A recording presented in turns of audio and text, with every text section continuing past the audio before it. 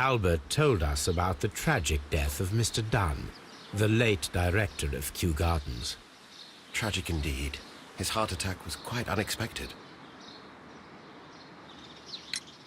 Would you unlock the doors for us? Do you expect to find the stolen plants there? I am sorry, but those rooms are private. Thank you, Mr. Hamish. We shall continue our investigation. Just be careful with the plants during your inspection.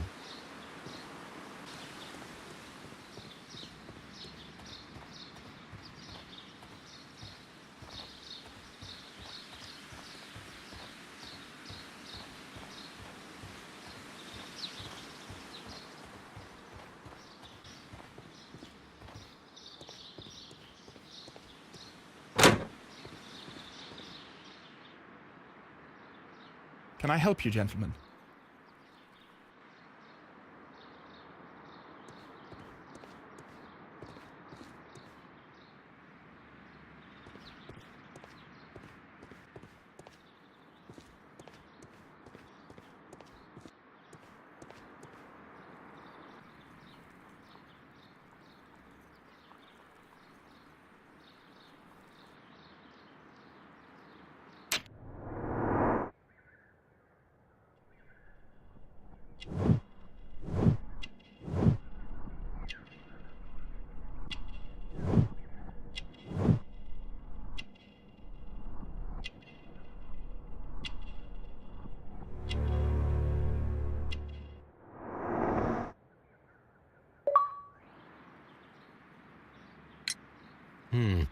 Do you work here? Yes, but part-time only, for I'm also studying botany at the University of London. You're following in your father's footsteps, then. That is commendable. Well, even if botany is not my strongest suit, there are people who say that I could be a good manager. Thank you, young man. We shall see you again soon. Excuse me, but I have to tidy up this room. Palm House. Palm.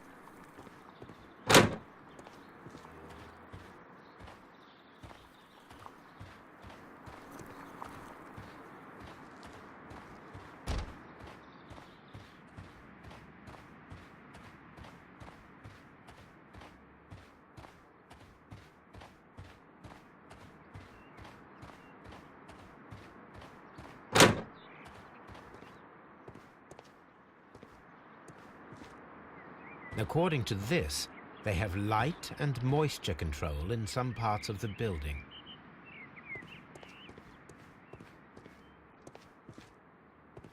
According to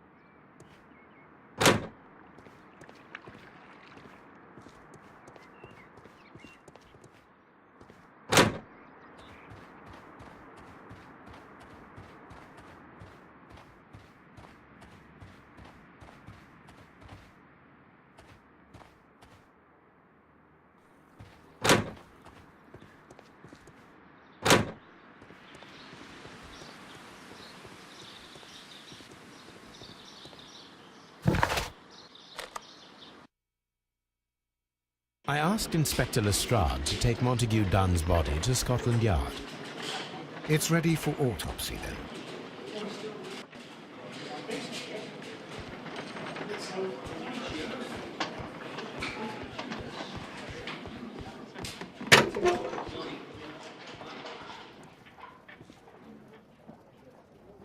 This watch is of great value. A beautiful feather pen of a good make.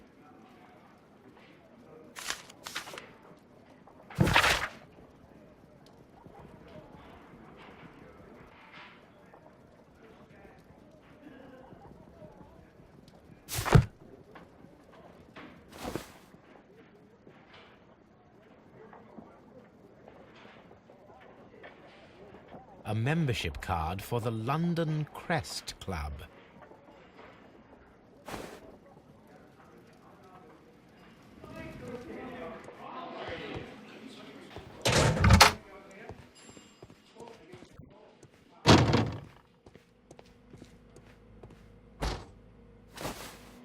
First of all, let us carry out an external examination. There are no suspicious marks upon the chest. Let us finish our external examination so that we can proceed with the autopsy.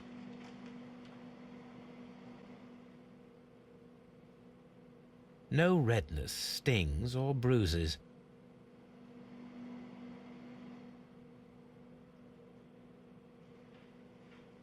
There is an injury to the skull, most probably caused by the fall in the water lily greenhouse.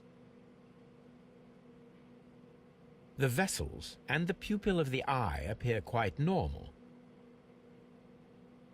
The air from the lungs carries a faint floral aroma.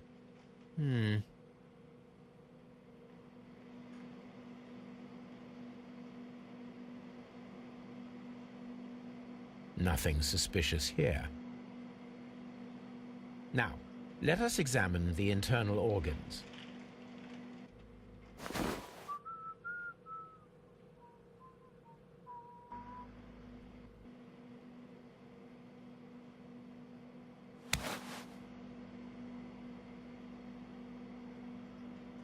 The liver tissue is brown. There are no visible pathological signs. The liver is enlarged. It would seem that he was suffering from an alcohol addiction.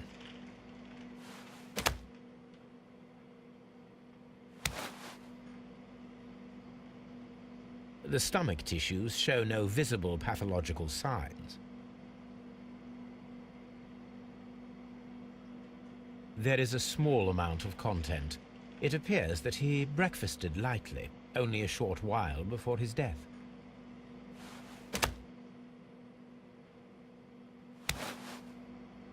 The lungs are congested and edematous.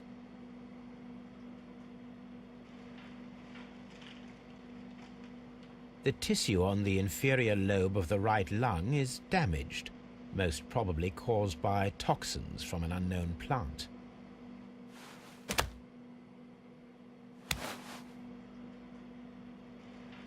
The heart's blood vessels show no pathological signs. The heart tissue shows no visible pathological signs.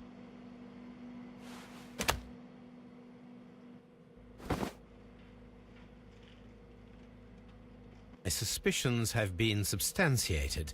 Montague Dunn, the director of Kew Gardens, died from poisoning. Plant poisoning, to be more exact. You mean... Yes, it is murder. We should inform Lestrade. Yes, but do remember, Watson, that I discovered the murder. The challenge is mine. The challenge, Holmes? We need to locate that deadly plant. Such a perfect murder appeals to me. Murder of any kind appeals to you. Is that all we need to do? No.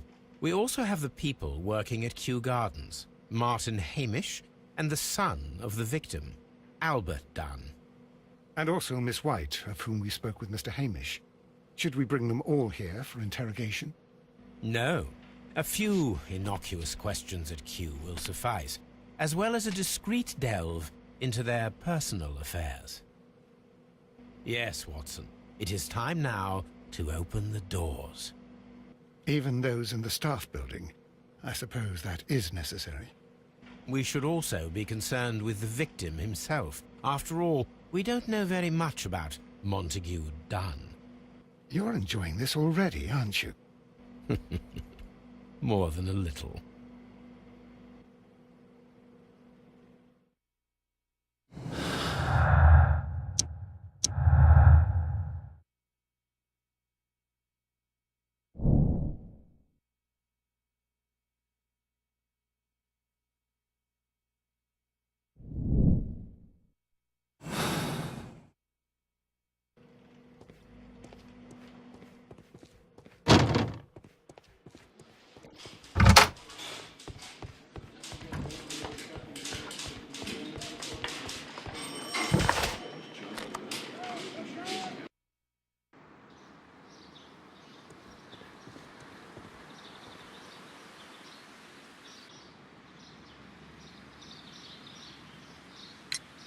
Mr. Hamish, can you explain to us what happened to the colonial collection?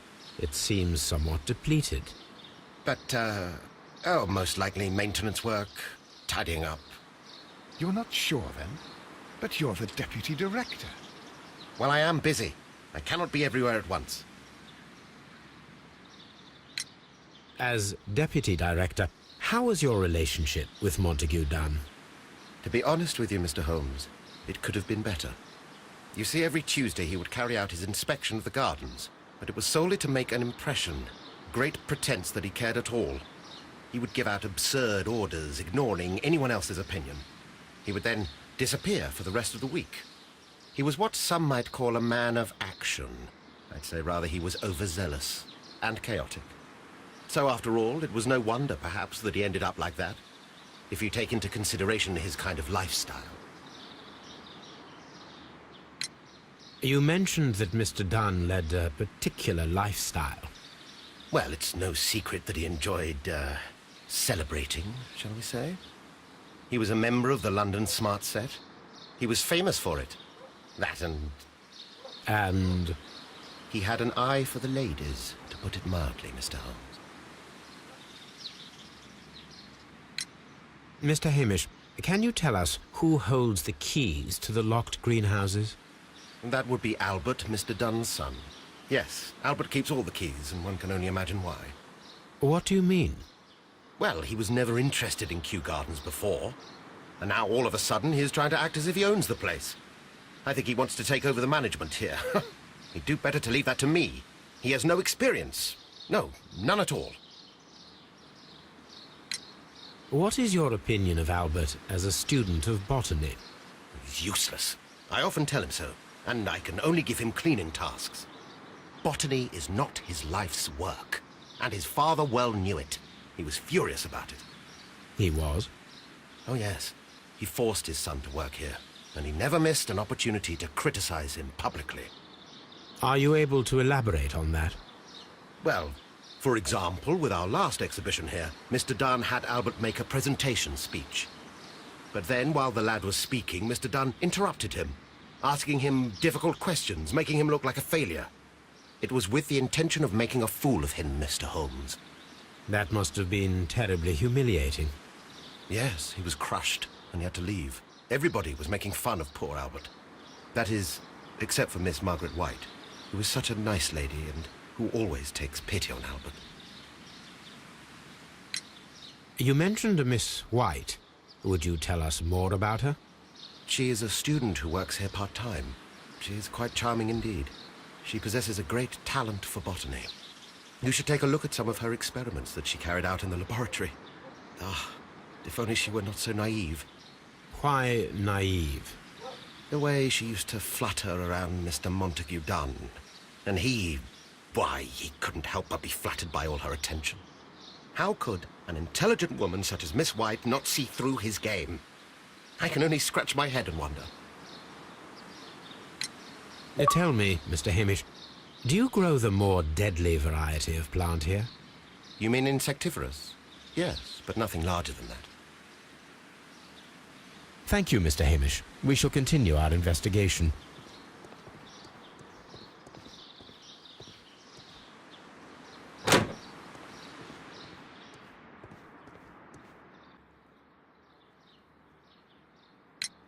Who is Miss Margaret White? Ah, she is the young lady who studies with me. She visits here sometimes to help out with the greenhouses. In fact, she should be here today. She wanted to work at the seed house. That's the small greenhouse across from the large glass house. We noticed that a part of the colonial collection has been cleared. Ah, at the moment I'm just dealing with the storage room. I don't know much about the other rooms.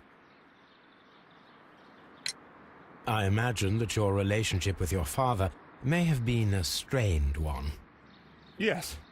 I cannot say that he was a kind man, for he never listened to me at all. He forced me to work here. But now, after his death, I've been pondering it over. Perhaps he wasn't so wrong about me after all. I have to follow his path. I have to manage Kew Gardens. And I can do it. I can be as good as any other who works here. Would you please tell us about Martin Hamish, the Deputy Director? Well, I have to tell you that Mr. Hamish is not and has never been the Deputy Director of Kew Gardens. My father would not have tolerated it. Indeed? That is most interesting. He told us that he was.